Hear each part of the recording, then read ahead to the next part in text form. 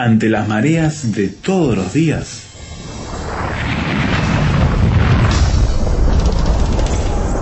llegamos a tierra firme.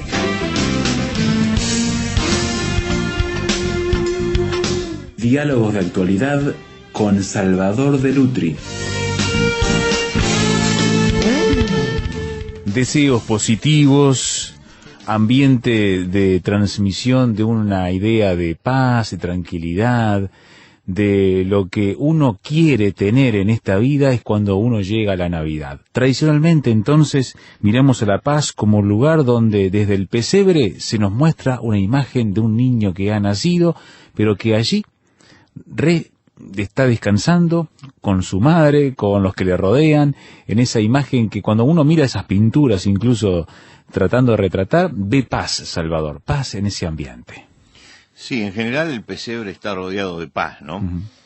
Vos sabés que hay una tradición napolitana muy importante con respecto a los pesebres.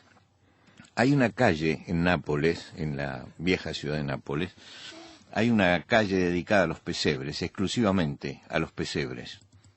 Quiere decir que uno va... Calle dedicada a los pesebres. Sí, ahí están todos los pesebristas, ¿no? Los que venden pesebres, los que hacen pesebres, todo. Y ahí encontrás, pero todo, carísimo por supuesto, pero está como para armar un pesebre gigantesco. Está desde el escenario hasta todos los detalles, hasta figuras mecánicas que se pueden poner en el pesebre, ¿no? Y se las ven funcionando. Uh-huh.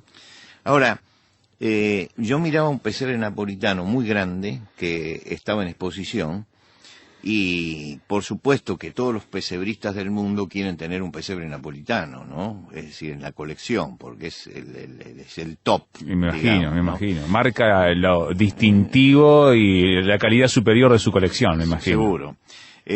Ahora, miraba un pesebre napolitano y veía en ese pesebre todo el pueblo de Belén. Todo el pueblo de Belén, con sus casitas, con su gente, con la gente amasando, porque era mecánico además, las figuras se movían, ¿no? Mirá. Entonces, todo eso era maravilloso.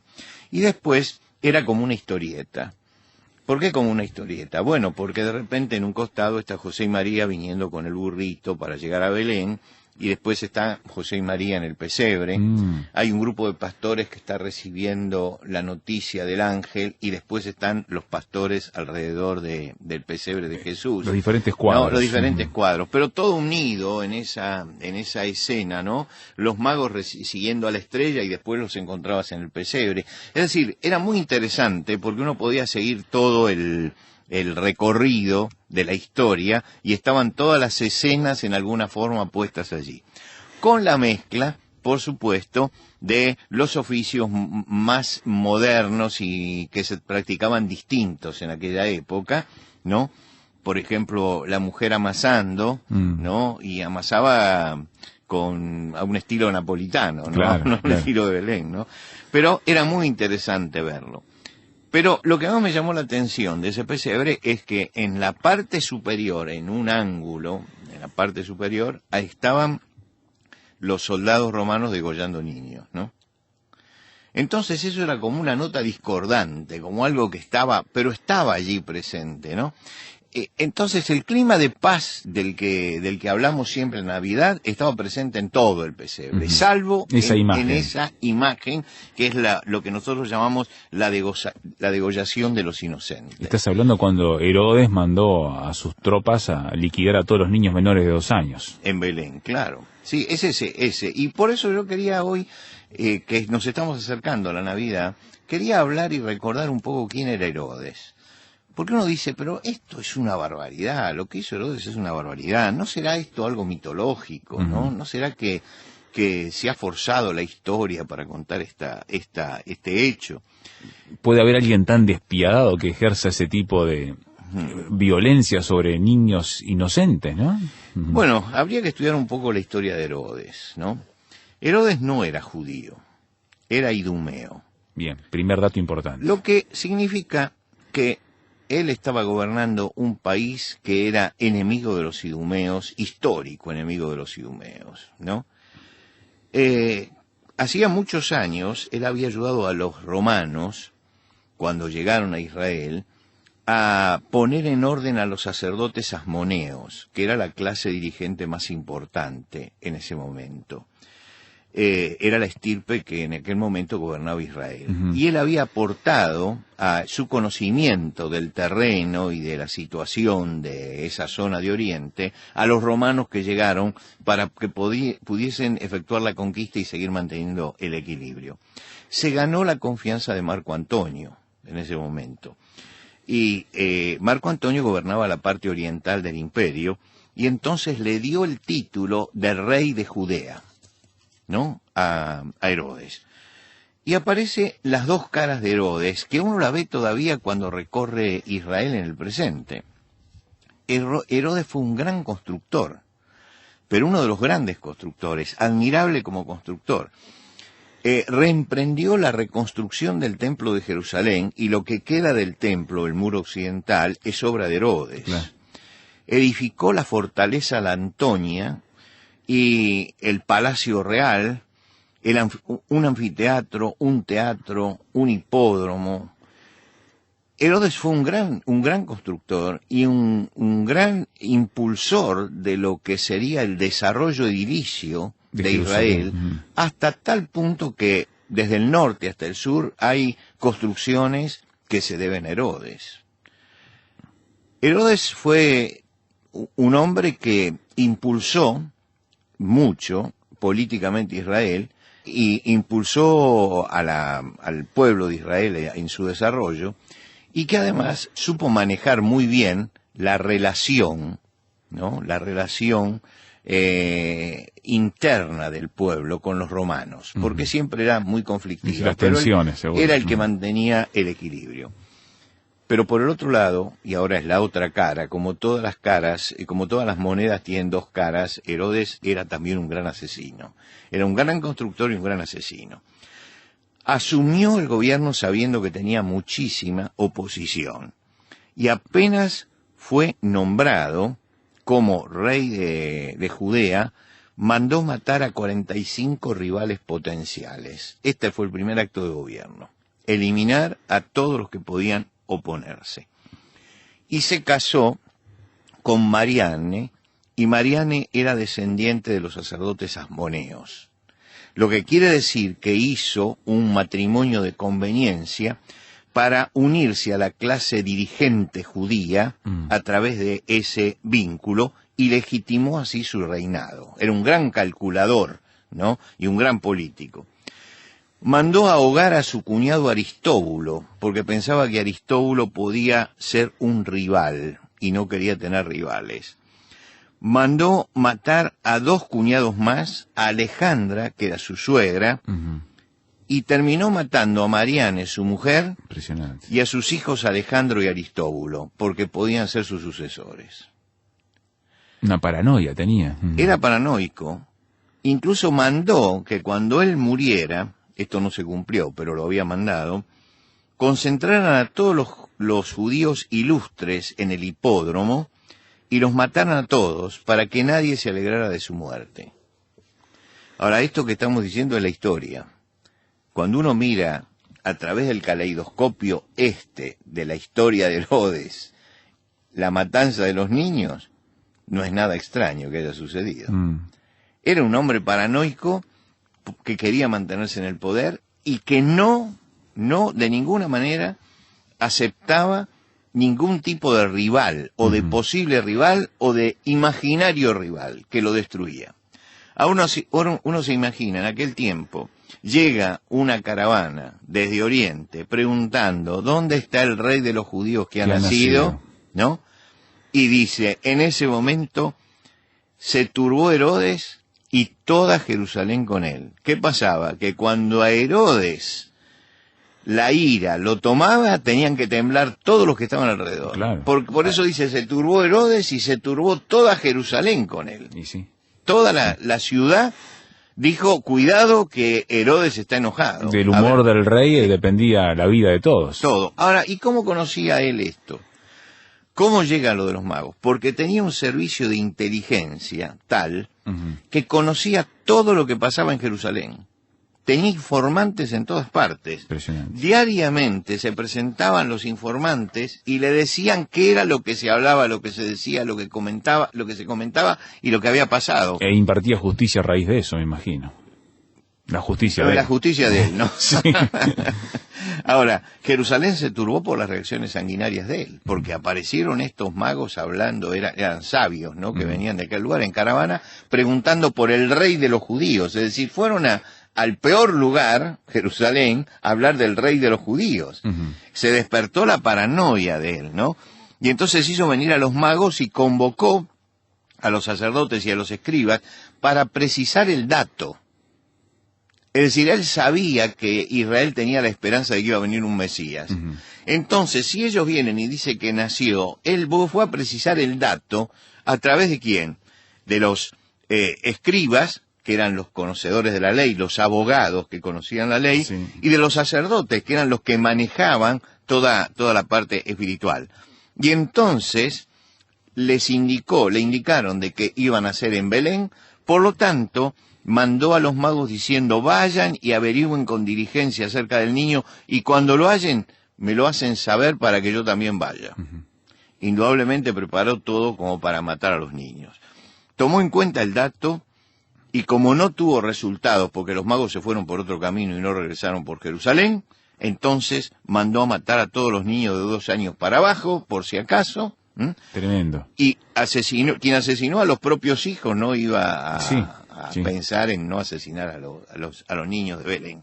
Y entonces se mató, posiblemente Belén en ese momento se calcula que había sido una aldea muy pequeña, y que no fueron tantos los casos como estaban en el pesebre napolitano, ¿no? Entiendo. Y en algunas, pero no obstante, el hecho aberrante tiene el mismo valor, siendo muchos o siendo pocos. Sí, conmocionó no a toda. Cambia, ¿no? ¿Cuál era el problema espiritual que tenía Herodes? Porque creo que eso es lo que nos tiene que preocupar. ¿Qué le pasaba a Herodes? Para reaccionar de esa forma, sí. Y en esta Navidad pensarlo es importante porque es otro de los aspectos que a veces soslayamos en pro de esa búsqueda de la escena bucólica de paz, de tranquilidad que tanto anhelamos y promocionamos a veces de la Navidad. Ya venimos en la charla con Salvador. En esta época navideña, le estamos dando un giro diferente a entender la Navidad también porque estas cosas son parte de ese proceso relatado en los Evangelios.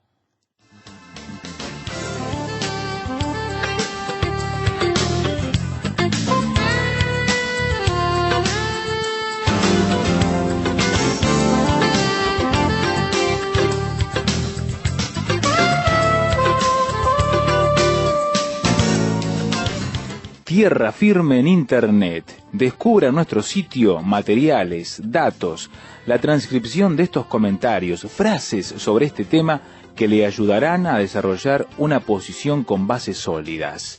Visítenos en www.tierrafirmertm.org www.tierrafirmertm.org. Tierra Firme es una producción de Radio Transmundial.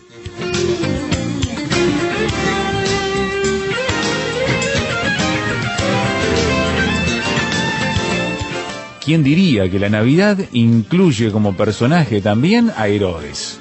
Un rey despiadado, gran constructor que forjó gran parte de las obras importantes de la época, que algunos de sus restos, ruinas quedan hasta el día de hoy, pero que a su vez sembró el terror, la violencia por donde quiera que su espada llegaba, Salvador.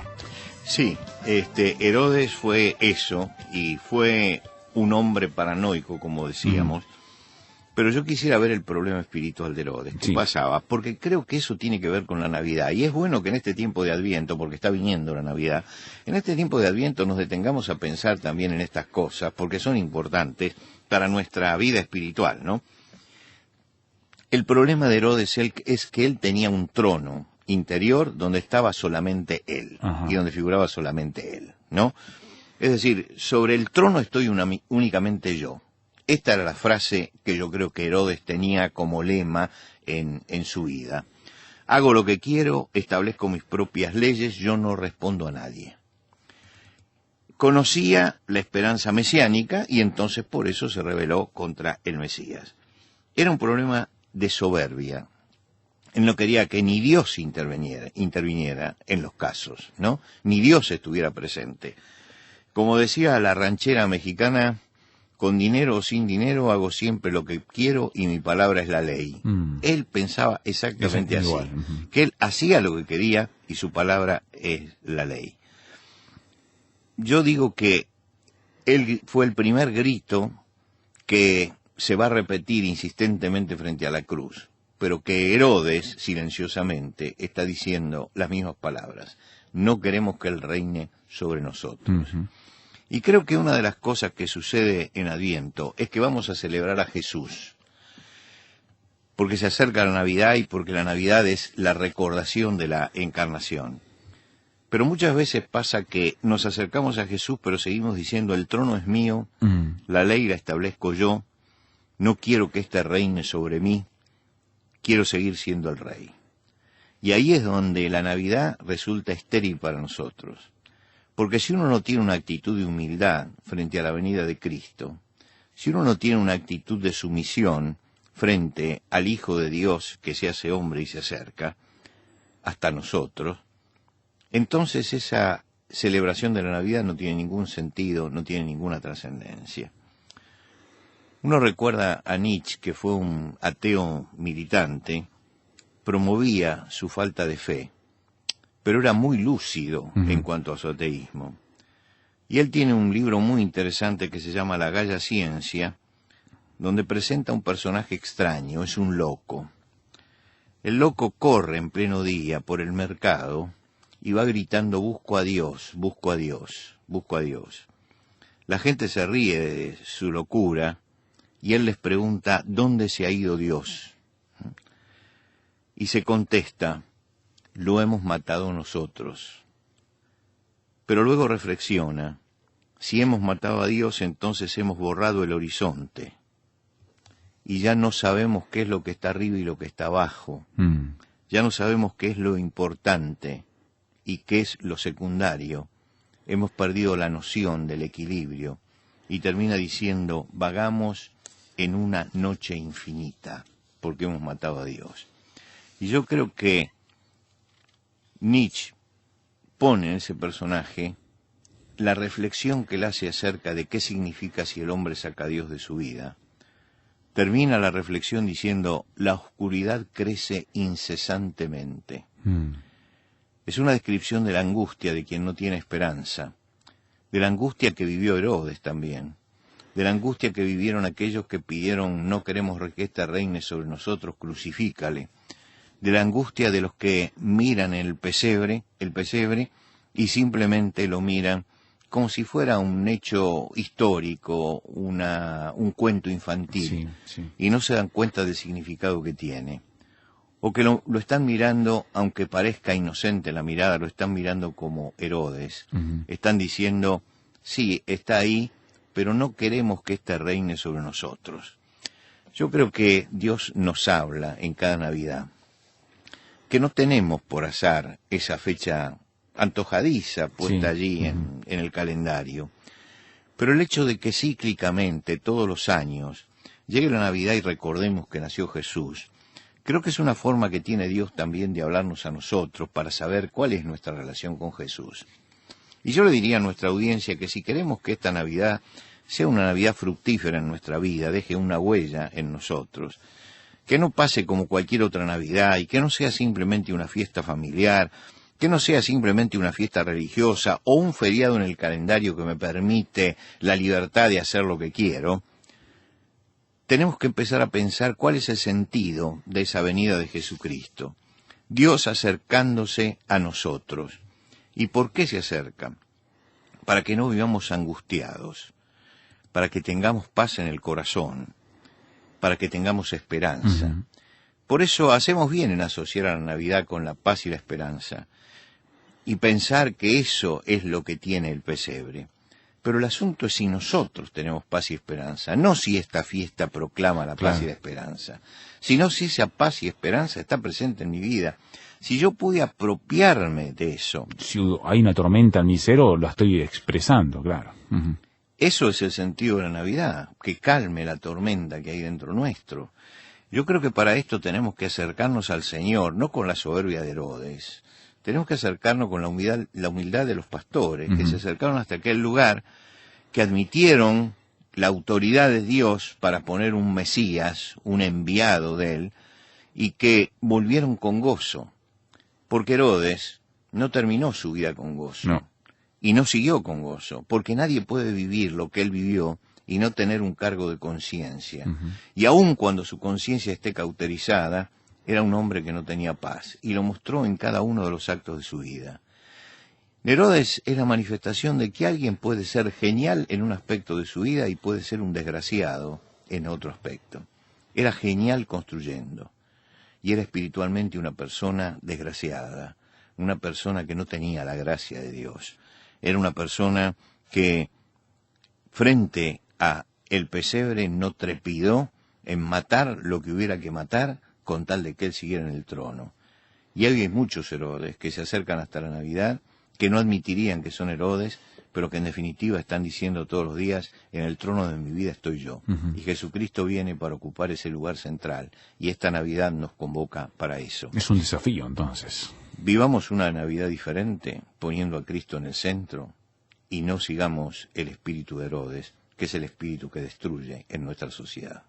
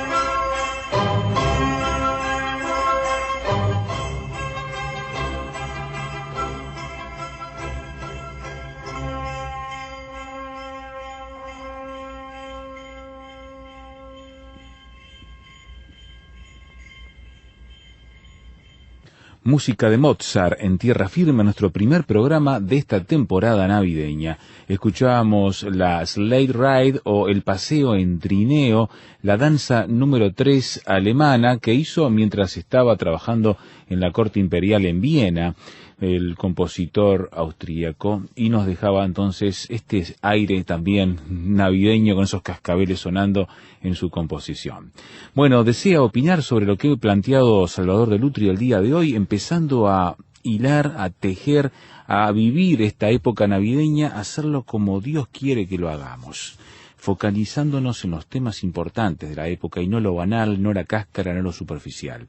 Por correo electrónico tierrafirme@transmundial.org. Una vez más, tierrafirme@transmundial.org. Y en nuestro sitio web tierrafirmertm.org encontrará todos los materiales de este programa, el audio para escucharlo nuevamente, el texto para leerlo y ambos materiales en formatos digitales para descargarlos, uno en MP3 y el otro en PDF para que esté a su disposición y los utilice. tierrafirmertm.org. También vea artículos, noticias, conferencias, otros programas. Esta biblioteca digital está a su servicio.